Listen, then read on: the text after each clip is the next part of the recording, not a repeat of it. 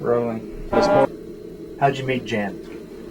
Well, I went to a picture show when I was 14 years old, and I saw this pretty girl, and my heart started to thump, and I said, I wonder if that's her. And it was, and I've spent my life there, and she still makes my heart thump. I love it.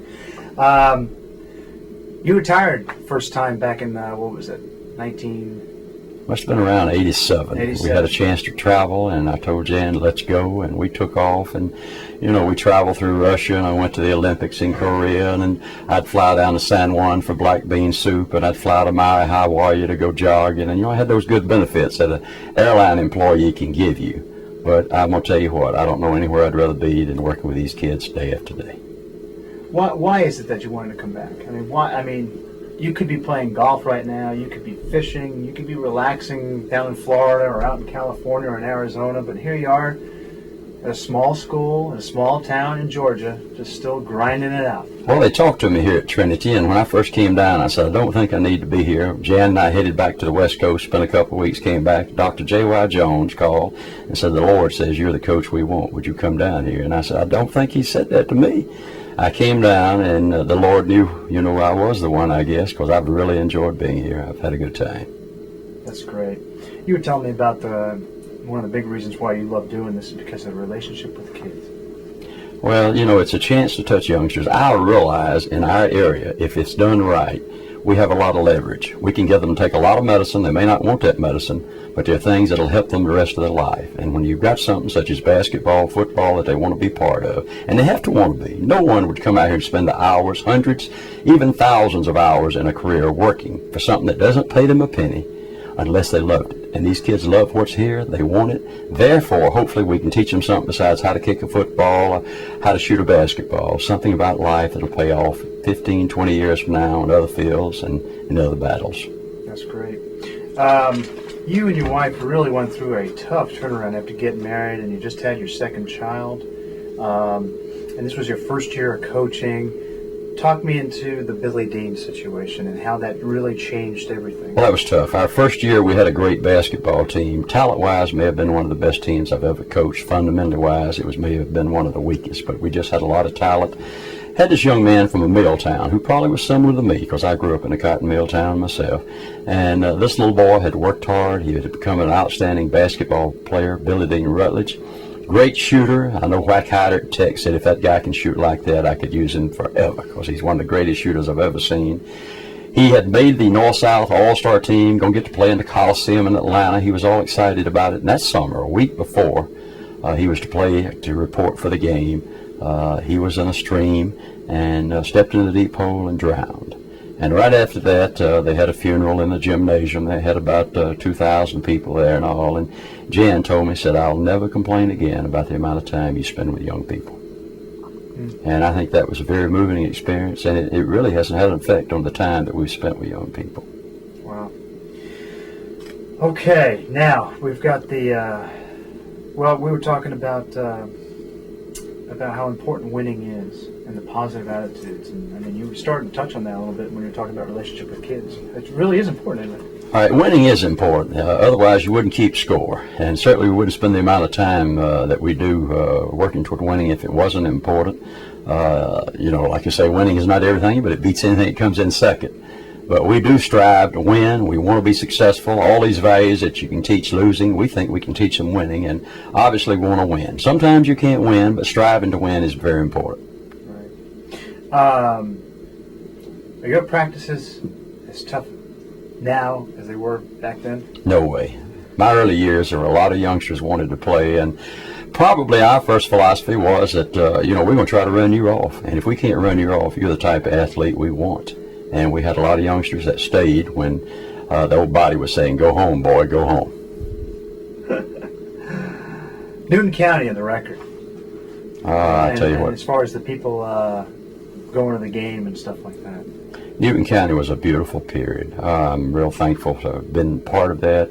We came in there when Newton County had never won a region championship. The place was just very fertile. We had youngsters that really wanted to play, had people that had worked real hard with their youngsters and all, and we just happened to hit the right timing, and we soared there. We had championship after championship, and we got into our home court streak where we won 129 straight. The crowds got awesome. We got where we had people waiting outside the school the day before trying to buy tickets. We had people spend the night before some big games, like when we played Forest Park and their big Rocky Davis, or Griffin with some of their Great Bear teams and all, and it was just something special. We had to put bars on the windows because we had people who would go down to the football field and get the benches and prop them against the window and climb up 2 stories to get into the gym. The fire marshals came down and monitored our games and all, and it was just hard to believe. You'd have to talk to someone that is there. You couldn't believe that went on. You might have heard that it went on in Kentucky, Indiana, but it went on in Covington, Georgia one time. During this period, we went for a 10-year period there where every one of our players, except for 3,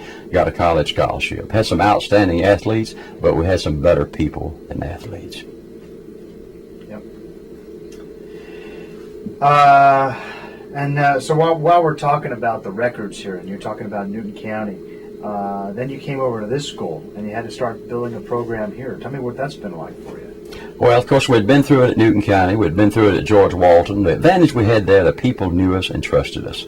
You're going to make some dumb mistakes. At times, you're going to do something and people don't understand it, and they don't realize that you're trying to get to another plateau with that youngster. Sometimes you got to knock one down before you can pick him up and hug him and make him feel special. You've got to break him before you can ride the horse sometimes.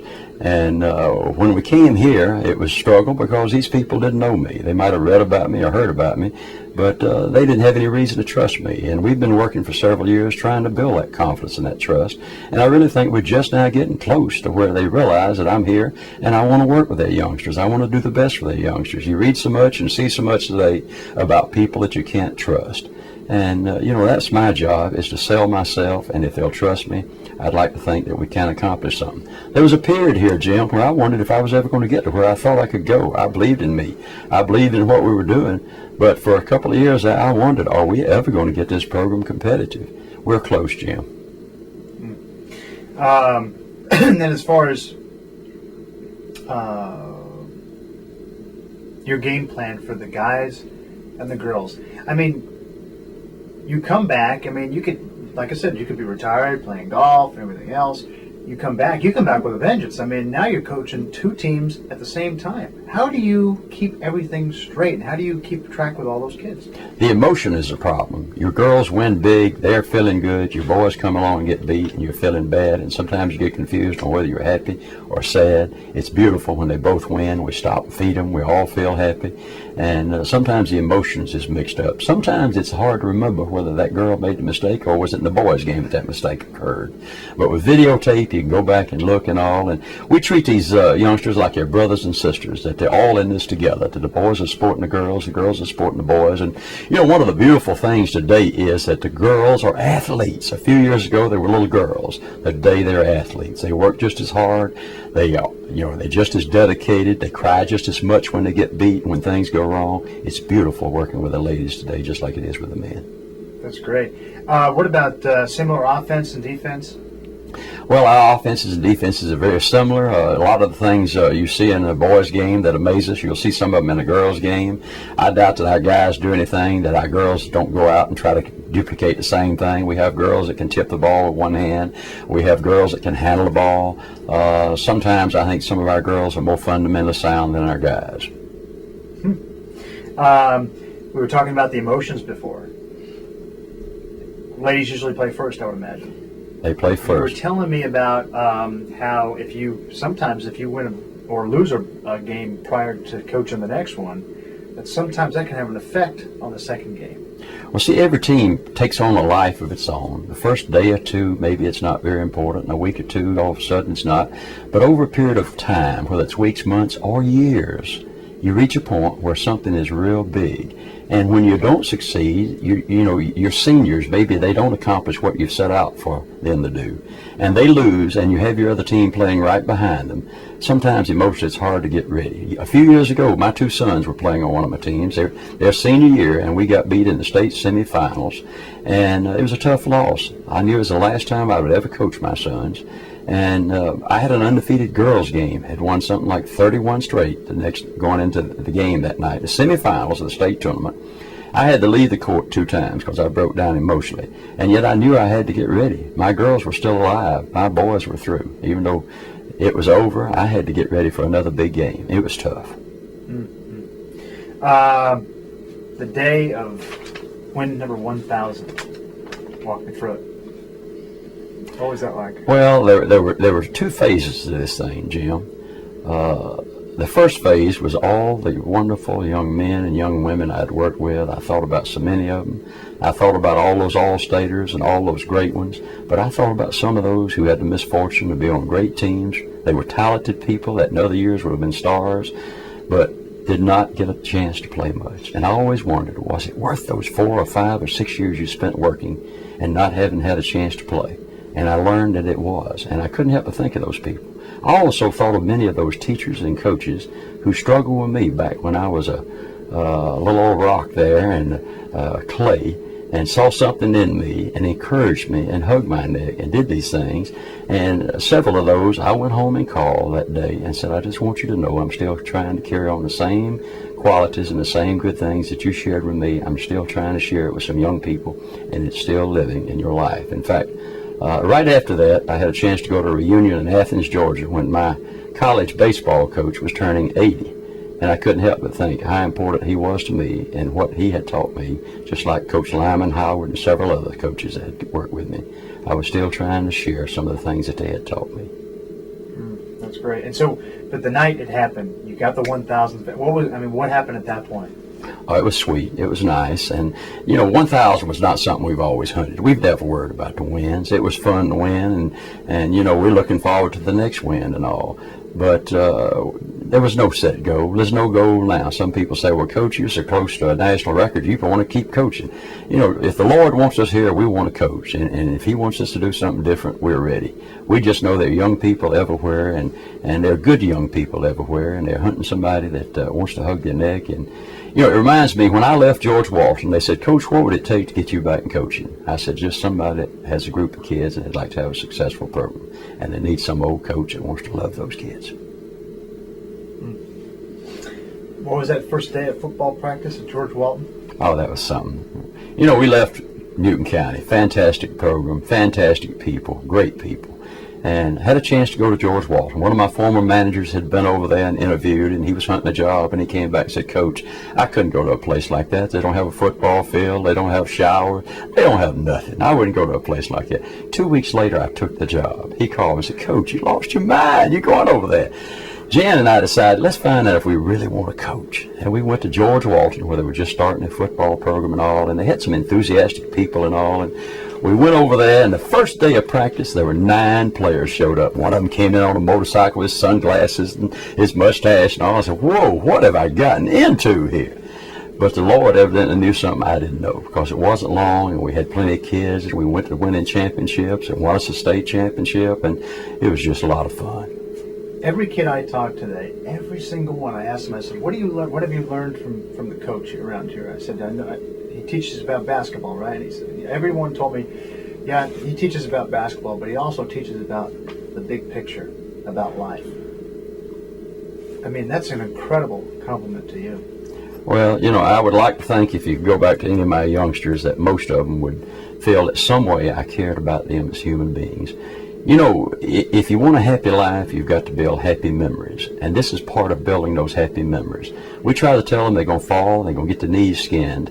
And one day, if they can say, I learned to compete one time, if they can get up, if they can keep on keeping on, when the bills aren't paid, when things are going wrong with the family and all, then they've learned the lessons that old Coach Bradley's trying to sell, that you've got to keep on keeping on, that you've got to get up and compete. You have got quite a partnership with your wife. You two go around here like you've been doing this, well, you have been doing it for a long time. I mean, it really is incredible when you look at how you two work together. I bet you enjoy it.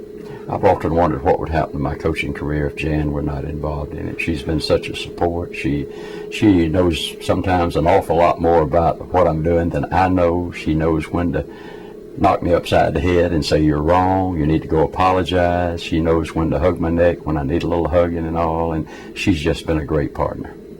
We're going on 40 years together, and I can't imagine coaching without her. if there's one line, couple lines, whatever the case may be, that could describe your wife to the listening audience, how would you describe it? She's in love with her husband, but her husband's in love with her.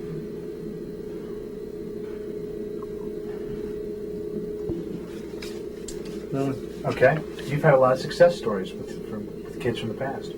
Oh, there are hundreds of them. And, people hear about cardiologists, Todd Whitsitt or Jim Gaynor, some of the lawyers that we have out there, an executive like Billy Shaw, who is one of the chief executives with Ted Turner and all. But for every one of those, there's another 10 or 20 outstanding people, like Tim Christian, who gets out there and builds his own company in Atlanta, Georgia, and people like that. And, Dr. Johnny Cates, who even though he retired early at the age of 40 was such a tremendous success. There are hundreds of stories out there of young men who are still out there working with families and are success stories, even though maybe they don't take a heart apart or do some of those sort of things. Right. Okay, stop for a second. Okay. Art talks about this. I know you feel the same way as far as like the kids, they're pumped up in school.